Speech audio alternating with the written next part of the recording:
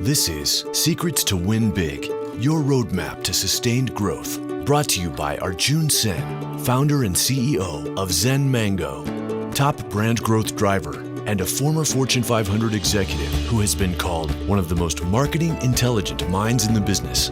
Find him at zenmango.com. And now, here's your host, Arjun Sen. Welcome to Secrets to Win Big with Arjun Sen. This is part 2 of my conversation with Andrew Robbins, a rocket scientist turned business visionary. He is the co-founder and CEO of Paytronix Systems, a customer experience platform for restaurants and convenience stores. In the first part, my conversation was with Andrew, the leader. In the second part, I'm excited to have a conversation with Andrew, the inspiring mind. Andrew, welcome back to Secrets to Win Big. So now, Andrew, I want to take it to the teams you have built successfully over the years. And I have been fortunate to meet a lot of team members. They're all classy human beings. They're, of course, all very smart. When you hire people, what do you seek in future leaders? Yeah, so, we always start with bright, curious, empathetic. And, people talk about cultural fit, and I hate that word in a way, because I think cultural fit means people who look like me or look like the interviewer or whoever's deciding, the decider. And that causes all sorts of trouble, right? The unconscious bias, like there are all sorts of things. So if you can describe it in characteristics, measurable characteristics, I can tell if you're curious in an interview session. Mm-hmm. If you don't ask me questions and if you don't act on them, mm-hmm. Then you're not curious. Like, oh, that's interesting. Why did you say that? Right? Like you're constantly doing in this conversation. Then the next thing is, if I'm going for a leader, whoever I talk to is probably really qualified for the job. Mm-hmm. Probably. Like they probably have a great track record. The resume looks great. And then if I'm being selfish, I want someone who's done the job 4 times, right? Oh, I took a company just like Paytronix and rebuilt the sales team and did this and this and grew it. And we got to $1 billion and then went public and, all this good stuff. And the thing is, while that sounds great for me, why is our job great for them? Mm-hmm. And I think I always have a test, and it's, why is this the best job for the person right now? Mm-hmm. And it actually could be, the answer is, well, the person, just came off a bad gig, wants to do it one more time. It's their last thing before retirement. So it really could be that it is the best job mm-hmm. for them at this moment in their life. But if we, the company, make it a two-way street, if mm-hmm. we can honor it's the best opportunity you've ever had mm-hmm. for growth, trajectory, a chance to do something new, build your resume for the future, then you're going to work harder and come up with better ideas and shoulder the load. Because as you know, it's hard, right? It's hard building teams and running companies and things like that. So you need someone who's going to be all in. So that came from, our board and, way back, to actually flip it around and think from the other person's shoes. Mm-hmm. But we always do that. We always ask that question, why is this the best job they've ever had or the best opportunity for them at this moment in time? And if you can't answer that, it's going to be a bad fit. Yeah. And it won't work out. And then we always look for people who will work with healthy debate. And whatever it is you're doing, I'll honor inspection and question on anything I'm doing or the company's doing, because whatever we do should be logical and make sense, and the person has to be able to do that as well. So if it's not like this is my kitchen, stay out. If they've got that kind of attitude, it's probably not gonna work. And then we try to instill that and check for that the person will have positive intent. Mhm. So, or assume positive intent, right? So you don't want to hear a lot of in their history, the stupid things all the other groups did Mhm. in the company, right? That, and because we really try to practice this at Paytronix, which is assume positive intent. You may see something that doesn't make sense, that you would, it's a crazy policy or a decision or implementation of something that someone did. And you might go, oh, well, that's stupid. They must have done it because they're lazy, or, they wanted to make their group look better. And what I would always say, wait a second, assume positive intent. Assume the person is optimizing for something. You don't know what it is, but and it could be they have a requirement you don't know about. The customer needs this. We can't do it because of a tool set. I don't know. But if you go in assuming that someone optimized something, it makes such a difference in a conversation. And to me, I think the first thing that you talked about, the three concepts, the best job for them, I really feel that is so big, because that means the person is excited to come to work every day. And as you mentioned earlier, sometimes we learn from the strangest of places. I was doing this work with this private school in Denver. And when I was talking to every parent, what I realized was when they dropped their little kiddos, they pause for a few extra seconds in the parking lot, because which the traffic jam happens. Because the parents, every parent would have a smile when they're dropping their kids. And I have dropped my kids and I don't smile, because the moment the kid's gone, I'm thinking work. But these parents explained to me that every kid, when they get out of the car, they run. They have excitement about something new in the school. And right away, then I interviewed kids, and I realized about their excitement is about either the science teacher or something new. It's not about, of course, for Arjun would have been about what's for lunch today.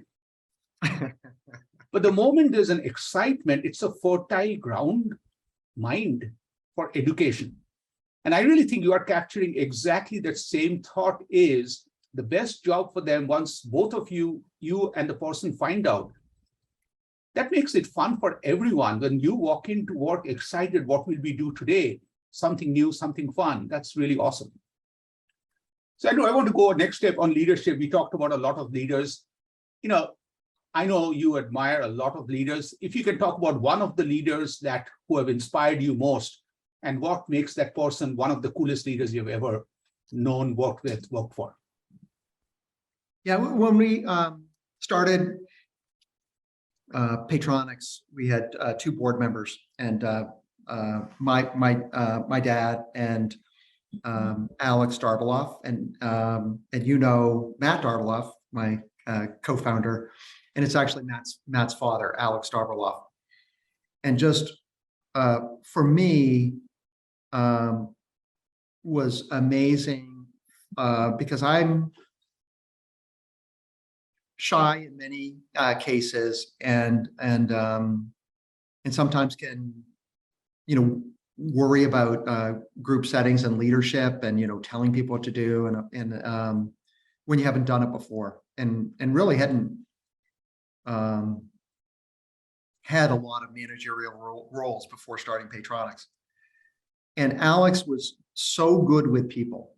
There were really two things about him. One was he was a student of business and could articulate different aspects of business, and in a way I could understand, right? So one of the things I learned, if you're running a software company, there's an equation.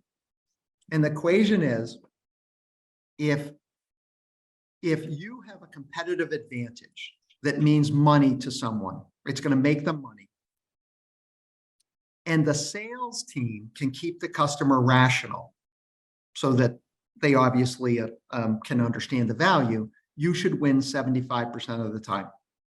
Wow. Now, what a great equation. Mm. You win 75% of the time if you have a true competitive advantage that means value, and the sales team keeps the customer rational. Mm. Well, then you can actually run a company because you can talk about a specific account. Oh, Panera, how's the, sales going with Panera? And you can talk and you can say, well, what is our competitive advantage? Why does it mean money? How much money, right? And that's really product and marketing's job, to come up with those great ideas that mean money. Mm-hmm. Then you can go to the sales team and say, hey, I hear for Panera, we can make them 20 million a year because we have this one-to-one technology. Mm-hmm. And maybe sales will say, well, they can't get to the right person. We got a blocker so-and-so, and that's them not keeping the customer rational. And you go help them. Or maybe they say, I know marketing says that, but what they're not telling you is the competitor does this other thing that's worth 40 million, right? Wow. And so you can go around in a way, because you have an equation, Mm-hmm. you can go inspect the company to see where it's broken. Mm-hmm. And it really works. Like, there's so many, I've been on the boards of companies. I've invested in some companies, and thinking through and hit equations or ways of thinking about the sales process and a lot of things, how to give raises, Mm-hmm. and the principles around compensation. I never seen any people, my father and Matt's father, take an idea and they've probably been talking about the same ideas for 50 years, right? And constantly be willing to craft and change the ideas, like slightly change a thought. Most people give up on a thought, and will spout off what they think is a truism that they've heard and sounds good. But are you willing to take that truism, that phrase you like, and for 30 years craft it and be willing to make a little slight change? And there's the willingness to do that, and a beauty in that was really helpful for me. And then the other thing is that, Alex could take any person, any complicated person, and work with them, and was willing to take personal risk. And whether that was humor, getting, angry, ignoring them, falling asleep while you're interviewing. He would fall asleep when you interviewed with him. Wow. But he could always recover any personal relationship. And that was really helpful for me to watch an artist in something I wasn't good at. I wasn't good with people issues. And then watching him was just amazing. That's awesome. So now, if you can take everything you've learned, all your wisdom, but you have a Men in Black moment, which means there's only one piece of wisdom that you can carry forward in the journey ahead. What's the one wisdom you'll take forward in your journey forward? I really think a discipline on focus, which is probably the least, exciting thing. But I think a discipline on focus, it may take you longer to get to in the end. Everybody talks about a hockey stick in business, and the hockey stick's going to come, and 2 years, and then all of a sudden we get this exponential growth, and we're Facebook and we'll go public. And the truth is that hockey sticks happen to 1% of companies, right? Like that's the truth. And even underlying the hockey stick probably is intense focus on a narrow thing that the world can't necessarily recognize, that leads to the success. And the ability to say no. It's so tempting to grasp at, different areas, but you take on too much and you'll never succeed in the first thing if you try to do 12. Love that. So this last part is about BS. I just need from you one big BS, but I define BS as bragging shamelessly. I know you are a very modest human being. As a friend and as a mentor to me, it would be an honor to know one thing about Andrew that Andrew is most proud of, that he wants to brag shamelessly. Oh my gosh. Bragging shamelessly. I don't know.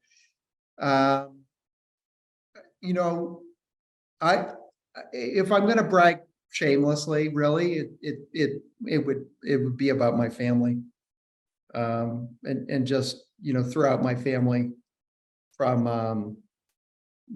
all the things my wife's doing, and, she's still a 3-sport athlete right now. Yeah, she competes down at in volleyball tournaments and crew races and swimming, to the point where she's a recognized leader in the environmental and sustainable side of architecture, and how do we build stuff that doesn't make people sick and is good for the environment, and has from when you build it, to live in it, to tear it down. So, and she's a recognized leader to my daughters, and to my brothers, and the whole 9 yards. That would be the biggest thing. Would be just I could bore everybody just bragging about my family. I'm so glad you shared. So now here's a tough question. If you get an invite and you realize that you're meeting 2 other individuals, one is Andrew, 16-year-old, and one is Andrew, 100-year-old, and of course you. Question 1 is very easy. Where do you think the meeting will happen? And secondly, what would each one of them say in that meeting?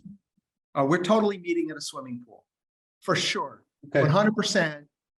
The 3 of us are meeting at a swimming pool. We're probably going to race each other. That would be a blast to do. And what would we say? Like, I hope we would like each other.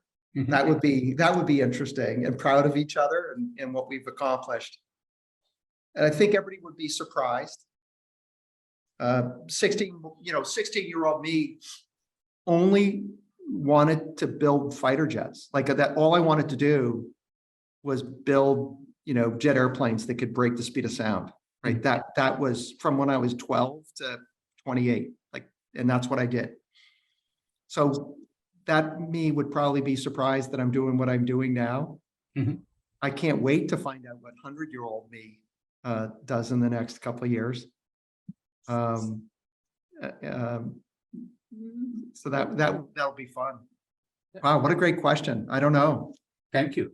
And I can bet that all 3 of you will be bragging about the same family. So that will be so cool that you guys have the same family. So yeah.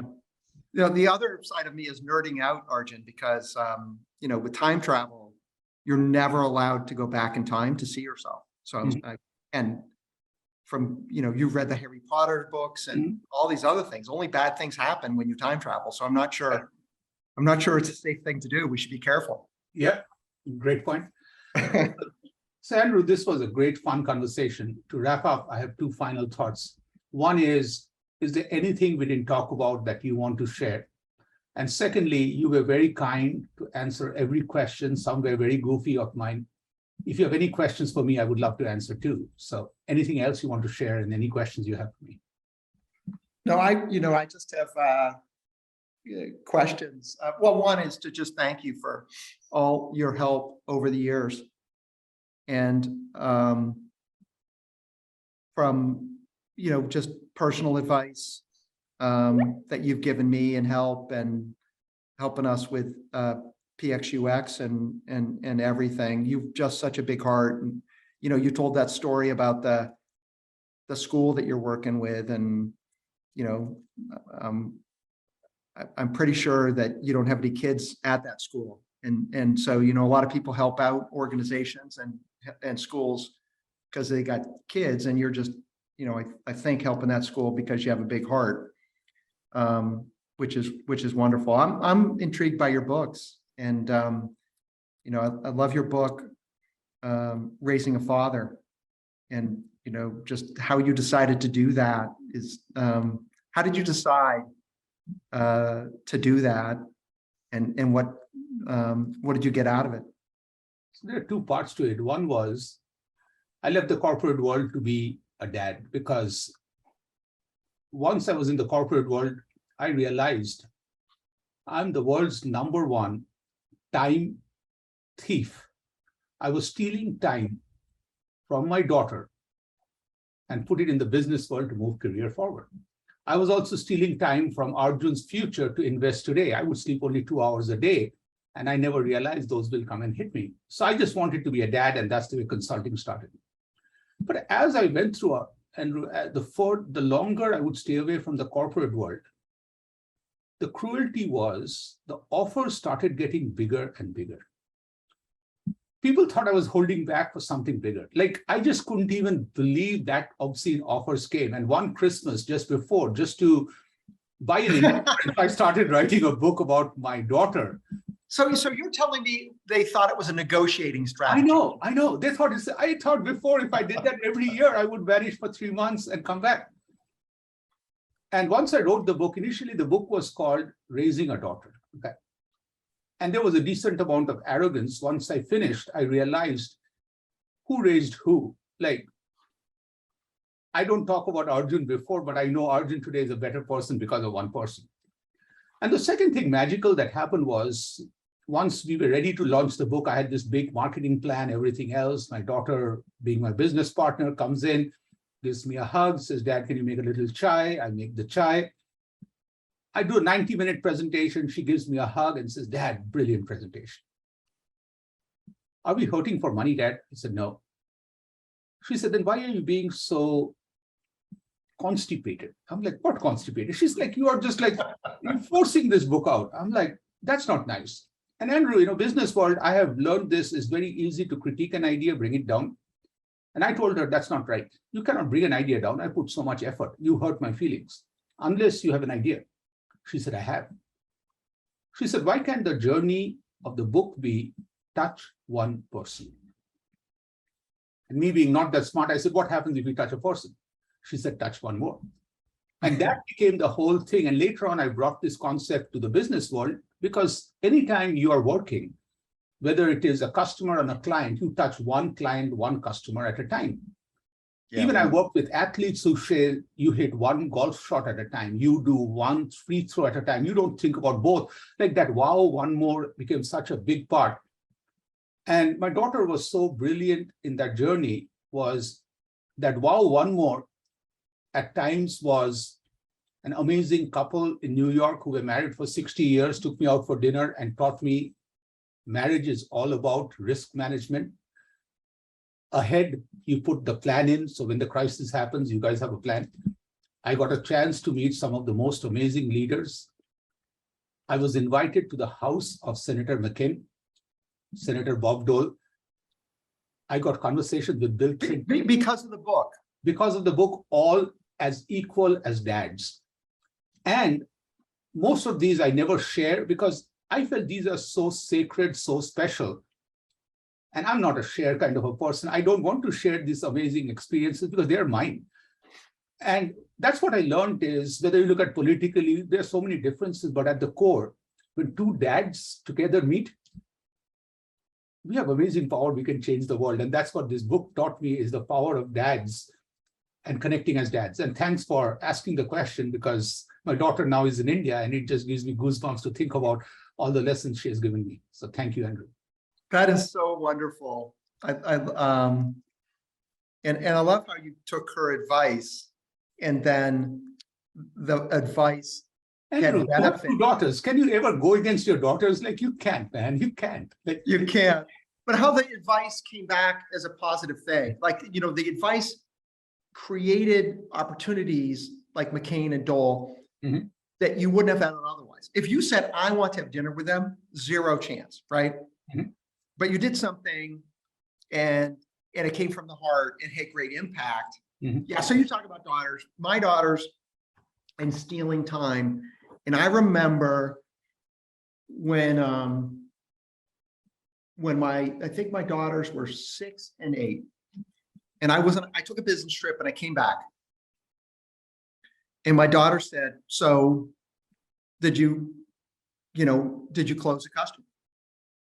And I said, well, we did this and moved things along and this and that. And they said, yeah, but Dad, did you close a customer? And I was like, well, but this stuff is hard and this and that. And what they were saying is, you're stealing time from our relationship. Make sure it's worth it, right? And make sure you do something that's meaningful, because you've got to answer to us too. Mhm. And that, and that's helpful because it is your time and you've got to use it wisely. We've only got so much time. That's brilliant. And that's the part where later on in life, I think my daughter prepared me for a future conversation when I asked one of the top golfers of all times a very simple question. How do you, on days you feel it, and how do you on days, you try too hard, you can't feel it? He said, Arjun, days I feel it, I know only one thing I need to do at any moment and nothing else is in my mind. So I said, I don't get it. He said, Arjun, when I walk, I feel every part of the grass and I'm grateful to that grass for moving for me. When I chew gum, I only chew gum. When I have the sandwich my daughter made for me, I just think of her love, nothing else. And then when I look at the ball and I see how the ball will move, I even see how every grass will react. And that was the big aha for me was, we all have 24 hours in a day. What Andrew does in this second, or what Arjun does in this second with 100% of my heart, choosing that and committing to that was a big deal. And Raka taught me that lesson. Raka's my daughter, started that lesson, and then it took an amazing golfer to seal that in. So truly appreciate all the lessons. So that's fantastic. Thanks for sharing that, Arjun. Absolutely. So Andrew, this was an amazing conversation. Truly appreciate this. And this one, usually at the end of a conversation, I try to summarize, and this one I can't. And the reason I can't is this has so many dimensions of actually listening to people and learning. And the biggest thing I feel is the consistency, because when I would listen to this myself 3 to 4 times at least, I really think at the core, there's an amazingly smart, brilliant man who cares about every individual and the business, both his clients and beyond. And that caring has to come consistently. And that's the part where, as I was drawing parallels between clients and customers, what really hit home is consistency comes from inside. You cannot be different people at different times. And Andrew, thanks for sharing from the bottom of your heart, your smile about your family, your dad, Matt's dad, passion about the business. This is one for all times for me to appreciate and enjoy. Thank you, Andrew. Thanks, Arjun. This has been a great time. You've been listening to Secrets to Win Big with Arjun Sen, founder and CEO of Zen Mango, top brand growth driver, and a former Fortune 500 executive who has been called one of the most marketing intelligent minds in the business. To learn more, visit www.zenmango.com.